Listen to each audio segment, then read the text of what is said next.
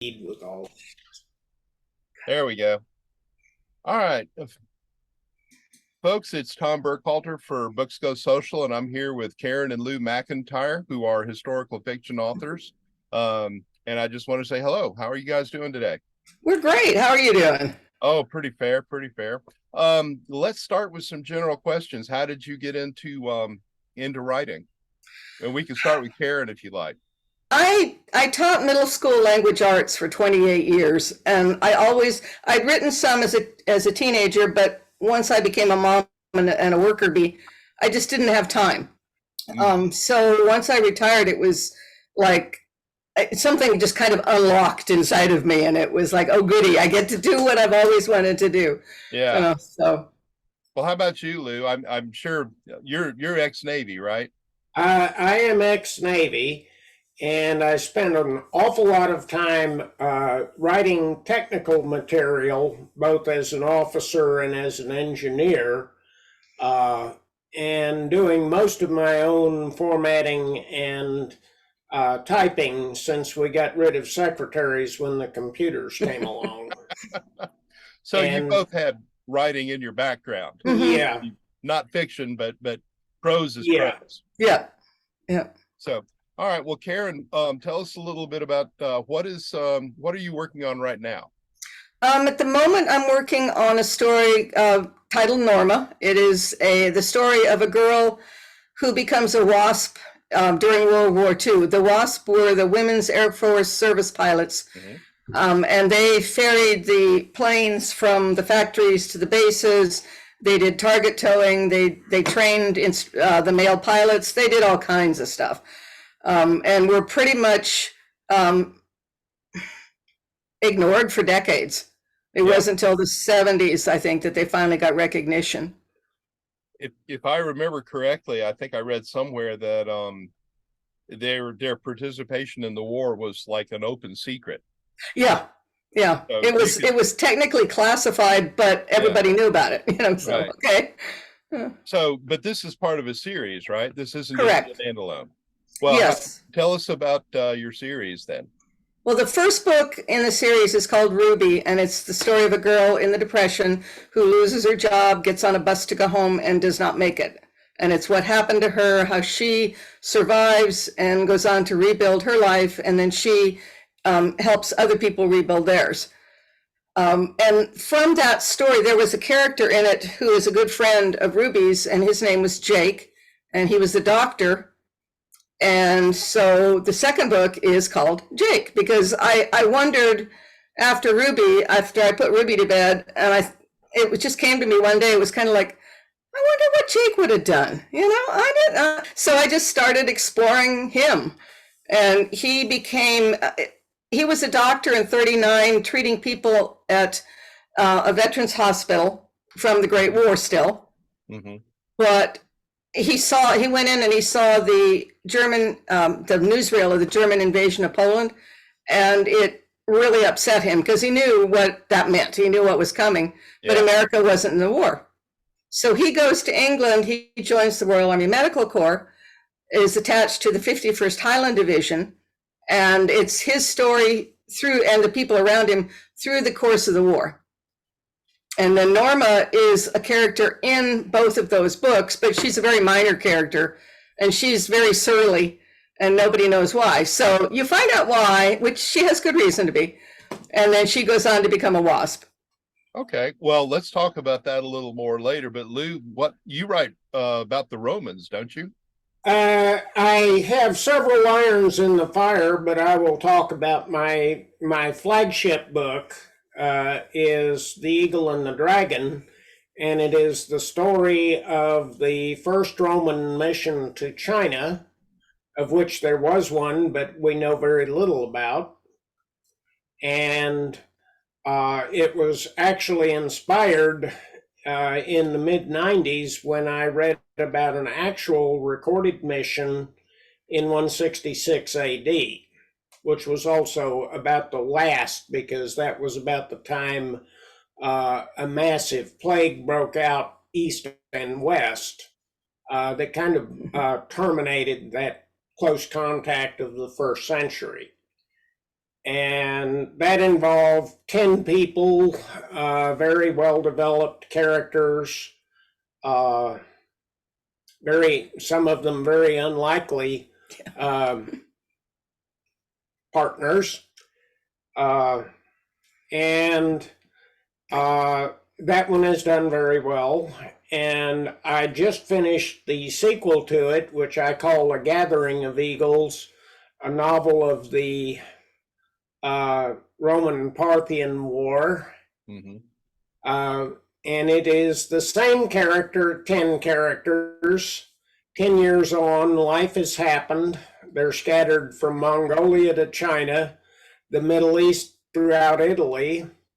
And for various reasons, some intentional, mostly not, they're being drawn to a wholly unexpected reunion in the Middle East in the middle of the Roman invasion of Mesopotamia in 114 AD. Okay, And so the plague happens before. The only one that I know about is the plague of Justinian, but that was like 300 years later, right? yeah, this one they believe was smallpox. It was documented by Galen. Right. Horrible casualty rates, hit the army and the mines particularly hard, and may have had a hand in setting about the total disruption in the 200s, which led to the decline of and fall of Rome. And Well, the fall of the West and the rise of the Byzantines. correct. That is correct. And the Byzantines were affected by it as well. Mm-hmm. But for some reason or another, they did not fare as badly. Well, actually, during the 200s, they were not a center of power that they were in the 300s. Right. Okay. Well, Karen, tell me a little bit about why you got interested in Norma as a character for your first book. That's a really good question. I'm not sure. I started out initially just wanting to explain, why she was surly and all that. And then, I know what it was. In one of those Amazon searches where you're just kind of thumbing through and you don't know what you're looking for, I found a book called Final Flight. And it is the story of a lady who was a wasp, but it's written by her granddaughter because after the woman died, they went to have her buried at Arlington because she was a veteran. And Arlington said, "Oh no, we can't do that. She's not really a veteran." Yeah. And so, that just intrigued me and I wanted to know more about the wasp. And that just kind of was a gigantic rabbit hole that I have been, diving down for months and months. Would not know a thing about that. No, not at all. Well, Lew, who is your favorite character in your book or your books? Oh, that's a tough one. I'll bet you I know who. Well, I'm very fond of Marcia Okay. Lucia. She is an interesting person. She is, to all external appearances, Chinese except for the blue eyes. But she grew up speaking bilingually Chinese and Latin because she lived in a little town called Lishan in Gansu province, which by some accounts was settled by survivors of the Battle of Karhe. And okay, refresh my memory. What's the battle? I assume it's a Roman legionary involvement. It was Marcus Crassus around the time of Julius Caesar invaded Parthia and got roundly defeated at Carthage, which is modern Haran. And some of the soldiers, by some accounts, were taken east, and some may have ended up as border guards for the Chinese. and Li Shan may even be a Chinification of Legion. And the people there are very proud of it. They still breed with very European features, blonde hair, blue eyes, square features, and so forth. So is that kind of like John Gwynn? Huh? You remember that movie, Shanghai Nights, with Jackie Chan? His No. character's name was John Gwynn. Oh, And he's John the guy Gwynn. to go in with and goes, John Wayne? That's a terrible name for a cowboy. Yeah. So anyway, she was taken at a very young age when the Chinese were putting together the Ganying expedition to Rome as a translator, because the people of that village needed only to polish their Chinese to court Chinese and spoke fluent Latin.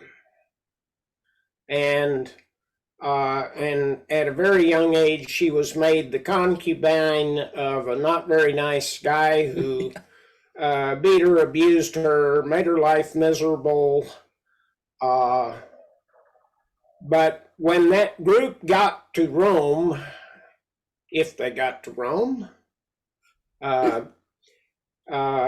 the emperor was so impressed that these people had kept their Romanitas for 150 years that they researched all of their pedigrees and determined that they were all descendants of citizens that were from the legion in Parthia, and had a big ceremony in the Senate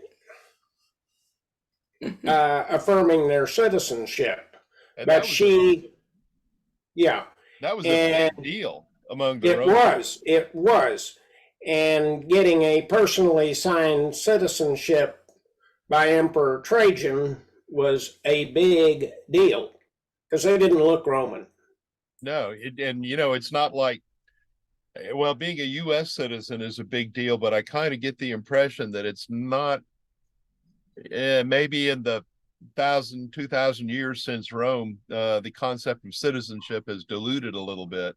It certainly had, because a Roman citizen could not be put in chains, could not be imprisoned, could not be flogged, could not be punished in any way without a trial. And the penalties primarily were, at least in the early days, just fines or exile. Oh, gee.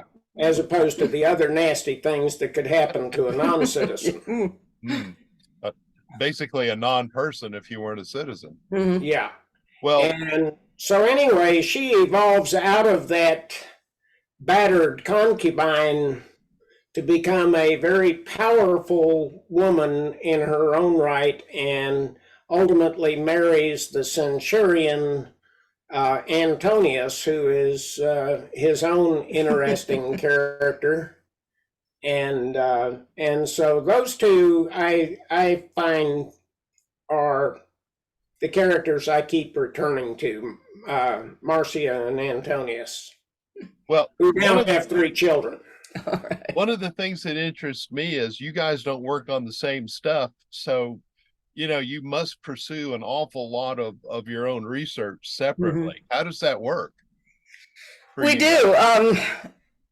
I spend a lot of money on books. Yeah. Oh, I wouldn't know anything about that. You wouldn't know about that. No. And I do a lot with books. I do a lot on the internet.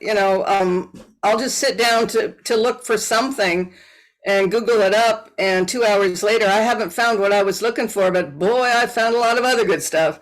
So, yeah. The research is a lot of fun. It's a lot of work, but it's also a lot of fun. You learn stuff that you never knew you needed to know, and probably don't need to know, but oh well.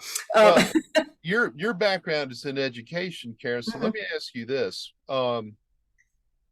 Would you say that the books that you do, the research is at least on the level of a master's thesis by the time you finish one of those books? Yeah, I would. Now, what interests me about that is that for some reason, people tend not to think of writers as educated. And yet Oh, well, you know, what was the one review this is the one that comes up in our writers group all the time. Somebody posted a review on Amazon about a fiction book, and the review was, "This book reads like they just make this stuff up." And you know, you can't make that kind of thing up. no, you So can't. yeah, No. and so it just fascinates me that you know, I sometimes think we ought to be doing more to educate the public about the process of writing and research Mhm. that goes on, especially with a historical novel. And you No, guys, they don't really know what goes into it, I don't think. Which I can understand that, because I know before I was really writing them, I didn't appreciate what went into it either. Hmm. You know, maybe you just have to do it once to understand what really goes into it. well, but it's not only the doing, it's the doing with the specific intent of making it as correct as you possibly can, consistent with a work of fiction. Yeah. Uh, Yep. I mean, after all, we're not trying to, well, we are sort of trying to educate people, but at the same time, we're telling a story about characters Mhm. as they lived in whatever timeline or whatever time and place we put them in. I look at it as though, you know, I find this cool piece of information, and it makes me grin, and it makes me want to learn more, and and I want to share that. Mm-hmm. And so that, you know, that's why I write the stories I do, because I find stuff that I think a lot of people probably don't know about, because I didn't know about it till I started fiddling around with it. And I want to share that information. It's like, oh, this is cool. Did you guys know this? That kind of thing. I guess that's the teacher in me, probably. Well, but that's fabulous. I do you look on your educational background or your background in teaching as good training? Oh, yes, for sure.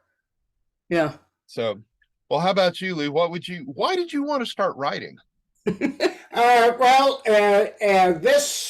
Eagle and the Dragon started when I read about that 166 AD mission, which was in a book called Seamanship in the Ancient World. Mm-hmm. And was just chock full of things I had no idea.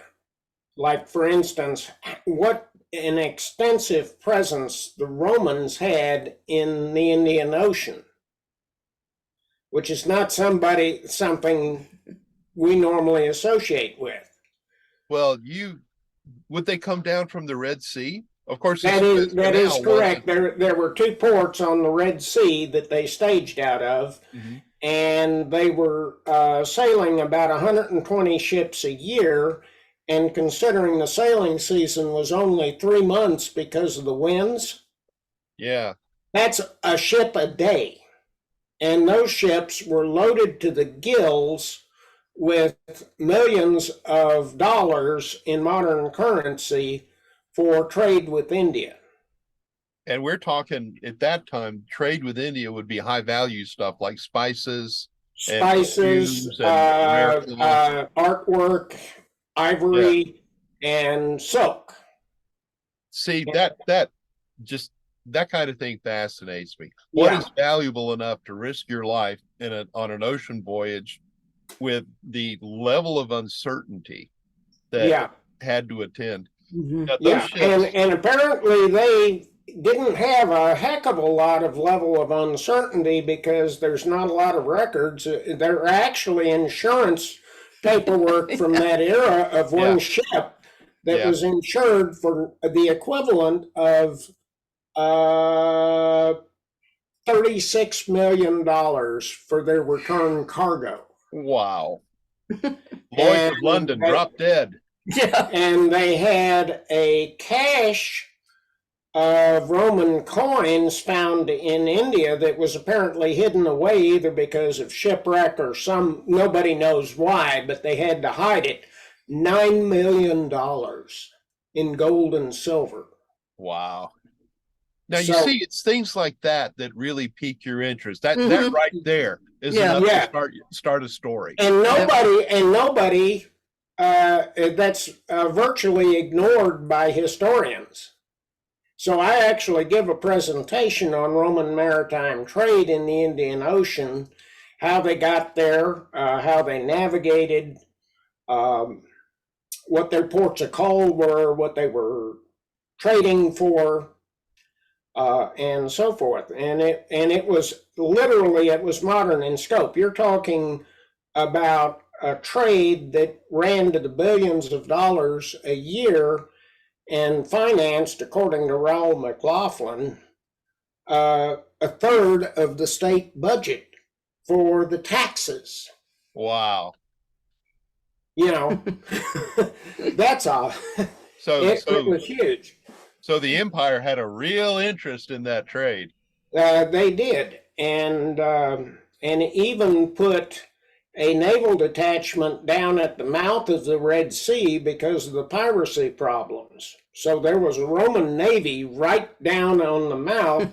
And at one time, I visited a little island off Oman when I was on the carrier, which was Madeira. And according to the Brits, and I haven't found a historical reference for this, but there was a Roman base there, naval base. And that's up at the mouth of the Persian Gulf. Well, does that come under the category of the more things change, the more they stay the same? Pretty much, yeah. So anyway, I found the one of the things that I enjoyed doing in the book was dispelling a lot of misconceptions, or shall I say stereotypes about what we think life was like in Rome. For instance, that women had no power. I found that the two biggest shipping magnates in Mios Hormos, one of the Red Sea ports, were the Alia sisters, and they ran a shipyard. You're not going to get any quarrel from me on that kind of Yeah, thing. Because... and as well as running a big shipping operation to the Indian Ocean themselves.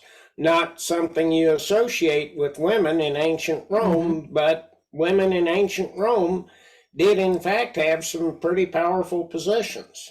Well, there seems to be, and Karen, you chip in here anytime you want. There seems to be a you can't call it a conspiracy because it's too widespread for anything of the sort, but a tacit understanding among historians that women shall be invisible, regardless of their role in history. Oh yeah, because history is a patriarchy, just like the church was a patriarchy. You know, Yeah. I mean, it whoever has the power writes the history. So therefore, guess what? Well, it's You know. like it's like the WASP. They make this valuable contribution. You know, I'm not trying to maximize or minimize, but they made a valuable contribution to the war effort. Right. And for whatever reason, it was just totally Well, because they were, well, very simply actually, because they were women who were doing what was considered man's work. And when the men started coming back from the war, the men wanted their jobs back, and society as a whole basically said, of course they should have their jobs back. You know, why would you want to keep a job from this man who's got to support a family? You know, and yeah, like women don't have to support families. Yeah, well, you know, I try really hard not to get up on a soapbox when I'm writing, because I'm not a women's libber, but I'm more of an egalitarian. You know, everybody's got to be treated the same. But I do have to make a few points when you know, talking about how they were treated. Yeah, for sure. Well, it's to me, it's like this. I don't care who you are. If you can do the work, then you get the commensurate reward. And you know, it's the pay, it's the recognition, it's whatever. But you do the work, you get the title. Yep.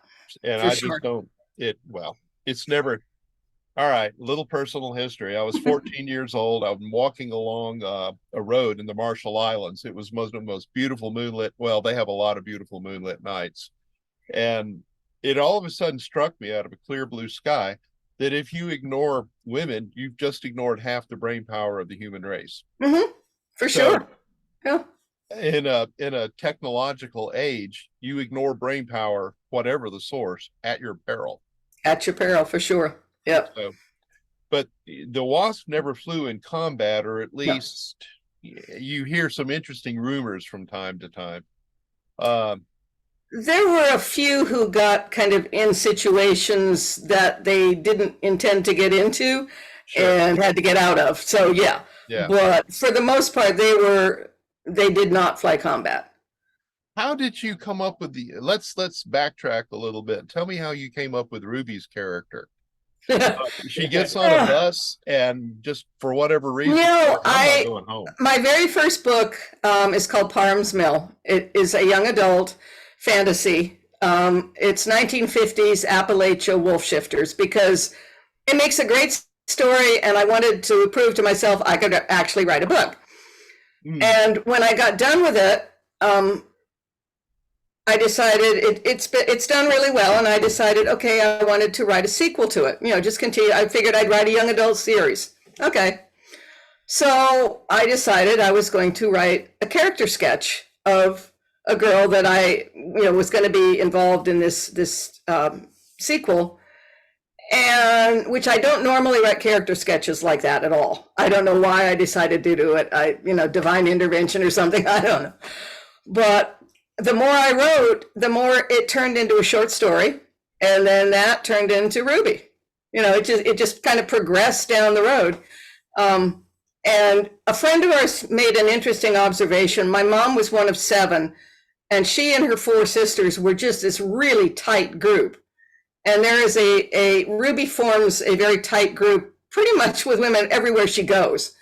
And, a friend of ours said, "Is this personal history or something?" And I went, "No, but no. But, it just, the idea that core group of women supporting each other and building from that, just, that's kind of been in all of the books. So, Yeah. Well, what I find most fascinating about you two is that you're pursuing similar career paths now. Career path, maybe that's not the right phrase. Yeah, why not? Yeah. Well, you're pursuing the same interest, and it fascinates me that you're able to do that together. That just even more than just the writing, we actually edit each other's stuff, which is totally counter to all advice for writers. Don't edit your stuff. And the first couple of times we did that, we did kind of get our backs up with each other because, it was like, my words are perfect. They're golden. How can you say that I should take that cant out of this, And then once we got over that and started laughing about it, we have a really good kind of a symbiotic relationship with editing, because I'll do my page, I'll come in and I'll write, I print it out, I give it to him, he goes through it with a red pen or something and, gives it back, and I do the same for him, and it works very well. And, and one of the things that works very well too is that we will, although we work in very different areas, we will collaborate on where our part of the story should go, because although we're writing in different eras, they're still people. And what are they going to do? What are they going to want? What are they going to be afraid of? Yeah. And she's helped push me along when I was stalled out, and I think I've helped her at various points. Yep. We call it talking book. And we'll sit there. We'll go for our Thursday night happy hour dinner thing, and we just sit there at the bar and we talk book, or we sit there too late at night in front of the TV, turn it off and talk book, and it's just working through. Wind up with a hell of a hangover. Sometimes, but I think that's fabulous. I really do. I remember the first time I tried to do editing. you know, I looked back on the page when I was done, and it was basically just red. And this was for a friend of mine. And I looked at it and I realized you can't do that. Mhm. You cannot do that. You're trying to write this the way you would write it. You Yes. leave the guy his voice. And Yes. you learn that. Yeah. And you start on the path of becoming a fairly good editor. So I think it's fabulous that you guys managed to do that. Yeah, that's an important point. You just have to remember it's their story, it's their voice. Yeah. And, you know, you might not write it that way, too bad. Yeah. It is, you know, it's their story, not yours. Yeah. That sense of ownership to me is so important. Yep. You know, one of my favorite science fiction writers contends that the only true magic is art. You're creating something from nothing. Yeah. Okay. Yeah. And you know, writing, you know, you can argue that storytelling is maybe the oldest art form among humans. Yeah, for sure. So to me, you know, I think it's very important that we continue that tradition. And I think you guys are really doing a great job at it. I mean, we're having fun. That's for sure. We're having fun. Yeah, we look back at it, and you know, we're in our 70s, and most people in their 70s are really winding down, and we're winding up. Yeah. You know, we're why not? Yeah. I would say my late 60s, early 70s so far have been one of the most creative parts of both our lives. I got stories to tell still. Come on. My own series, I've got at least 6 or 7 more in the one I'm working on right now. I've got 3 that may be your Norma may meet my Laura Sue at some point. All right. So there's 3 with her. I want to go back to writing science fiction sometime. And you know, this is not about me, but I'm just saying, you know, we're all more or less the same age. And I think, you know, why in the world should you decide you're just going to wind down? Yeah. I know people that do, and I watch them just fade away, and I'm like, what, you know, what is wrong with you? No, I can't do it. You know, you guys strike me as having that same intellectual curiosity. It's like you say, you go down the rabbit hole. That's something that you just can't help doing. If you've got a certain kind of mind, you just do that. Yeah. Because, oh, wow, why in the heck did they bury those coins there? Yeah. The world would prompt somebody to leave $9 million just lying in the ground somewhere. And so you just start chasing the rabbit. And it's I don't see how you can not do it. But maybe that's kind of the point. So, yeah. All right. Well, look, guys, we're about, golly, how long have we been doing this? Pretty close to 30 minutes. How are you feeling? Good. We're good. We're fine. Okay. All right. Well, let's talk a little bit about future projects, and we'll wind it up. What, Karen, what have you got going on? What, when you finish this book, what comes next? I wanted to write one about one of the other girls in the she's been a very minor character to this point, but her name is Martha. And I'm not sure. I'm going to be back in a minute. Okay. I'm not sure where the idea came from. It could have been watching something on YouTube. It could have been something somebody said to me. I don't know. But I heard about the American Bund, which was the American Nazi party in the 20s and 30s, I guess, here in America. And I was stunned. I was like, what? We had a Nazi party? What? You know, it just, I guess I had never heard about it before. And so I was kind of intrigued. So I think she is going to be somehow coming from that background, having kind of escaped it. And that's all I know about that one at this point. Someday I'd like to write a sequel to Parham's Mill and continue that. But then again, I want to write a couple of children's books and another cookbook. And, you know, I just whatever. Well, you got something to keep you busy. That's what it really boils down to. Yeah. And useful work. All right, Lou, I saw you come in with a book in your hand. 2 of them, actually. I've branched out And this is my first nonfiction, military history. Right. Okay. And that is the story of my naval aviation community, Takamo, Take Charge and Move Out, and how a dozen of us took it in the 70s from a career-killing backwater to a very prominent community. And just to give you an idea how fast that happened, when I got there in 72, all of the department heads were passed over lieutenant commanders. And when Nora Tyson, Vice Admiral Nora Tyson now came to the squadron 10 years later, all of the department heads were hard-charging Takamo types, hoping to follow our first two Takamo COs. So different community in 10 years. And she went on to become a vice admiral after commanding one of the squadrons. Excellent. So And- this is the story of the Takamos. Yeah.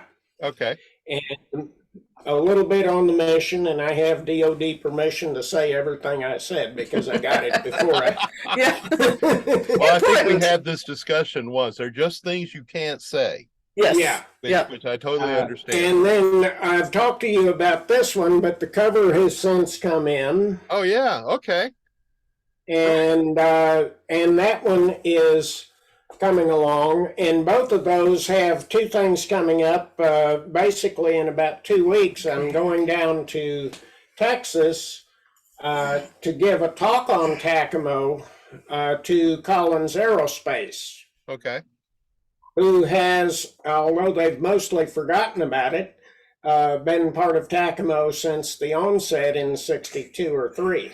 Okay. Most of the people watching this won't know who Collins Aerospace is. So why don't you explain it a little bit? Well, at one time they were Collins Radio. They were a famous radio manufacturer. They invented a single sideband for the Air Force, Mm-hmm. for Curtis LeMay and SAC. Oh yeah, yeah, yeah. That was the whole issue about ensuring secure communications in event of a nuclear war. Yes, Command and control. and that Okay, okay. that was one of, and since Takamo is part of that same thing, they provided the communications equipment for the very first Takamo proofs of concept. Okay. And Excellent. for those of you who don't know, Takamo is the last link in the chain to initially just the missile submarines, but now today to the whole nuclear triad. Okay. See, And- now here's an interesting thing. I've read a fair amount on command and control issues in nuclear war. I have never heard of Takamo until you mentioned it the other day. Really? Yeah,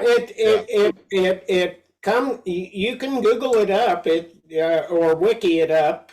Yeah. And they have a pretty good write-up in Wiki, Mm-hmm. but it is basically outside of the strategic community, still largely unknown, and people don't know either what they do or how they do it. One of those open secrets then. Yeah, yeah. Okay. And then I just got the happy news yesterday that my abstract to present at the Association of Physics Teachers National Conference in Sacramento in July has been accepted. So I have Awesome. 12 minutes to say something about what makes my understanding of relativity significantly different than from anything that's gone before. Well, now I do believe Einstein is credited with saying if you can't explain relativity to a 6-year-old, you don't understand it. I And actually have obviously- that is the quote I end the book with. Okay. All right. Good enough. Okay, folks, is there anything you'd like to say? Let's wrap this up. Anything you want to add about your books or where you're going next or just life in general? We just keep writing, keep telling the stories, and we have a couple of book sale events locally coming up and stuff like that. I'm going to try really hard to get Norma done, edited, and out before early December. We have a big event here, and that's my goal, to get that ready to sell then. Okay, and so- I think I can do it. So people watching need to look for Norma by Karen McIntyre. Mm-hmm. Okay. Or Ruby or Jake by Karen D. McIntyre. Yes. Yeah. Okay. Well, all three, of course. Yeah. Norma will be out, God willing, and the creeks don't rise in December. Yeah, I know that feeling. Yeah. All right, Lou, you're working on something new too. Well, I've got the sequel to The Eagle and the Dragon, A Gathering of Eagles. Is the manuscript is complete. I've got it out for beta readers, and I've got to go through and do some serious editing on my own. Our own. Timelines. Biggest challenge has been historically the contemporary writers documenting that war had a much different style of documenting than we do today. And so finding out who was commanding which legion is dicey. Mm-hmm. Finding out which legions were doing what is a challenge. And there were 9 legions involved in this whole thing. Okay. Including one that came all the way from Germany, 2,000 miles in the days before C-130s. Yeah. The C-130 delivering you to awful places for 50 years. Yeah. Yes. Really. Yeah. And so, and how are they going to do that without the Parthians becoming aware that they're moving a legion? Yeah. Well, that's going to And- be a challenge. Okay. So some things I had to make up. One thing that I keep remembering that you and I talked about when we met about how much leeway can you actually take with history? You're writing historical fiction, yes, but and I think that's an important thing for writers to keep in mind, that especially like with me, the war. World War II. I mean, I have especially with Jake, I had a really tight thing to weave my people in and out of. A little bit less so now, but it's tricky. You want to embellish, you want to embroider it and make it more, I don't know, fancy, embroidered, whatever the term is. But you can't. And sometimes you just really can't. Well, you can't make a certain airplane that has a propeller on it exceed the speed of sound. That too. For starters. Yes. You can't take a Gladius and turn it into Excalibur. Well, Right. maybe you could, but Nah, probably not. It's not exactly the way it works. But Yeah. and so this is the other thing that I like about you guys. You both strive for that contextual accuracy. Mm-hmm. Because I think if you have that, the characters almost always fall into the way the people of the times would have been, or at least as close as we can imagine today. Yep. So, all right, well, let's wrap this up, folks. This is Karen and Lew McIntyre with Books Go Social, and just want to say thanks. It's been a great interview. Oh, thank you. Enjoyed this. So best of luck on your writing, and I hope to hear more from you in the future. Oh, And you we'll will. keep in touch anyway. So Yes. Well, all right. by the way, we're up to, we just finished book 5, and I hope book 6 gets us back to the war. 5 was a little slow. Well, let's talk about that in a minute. Okay. I'm going to go ahead and wrap this up for Books Go Social, and I hope you guys enjoy this as much as I do. And Thank you. It was fun.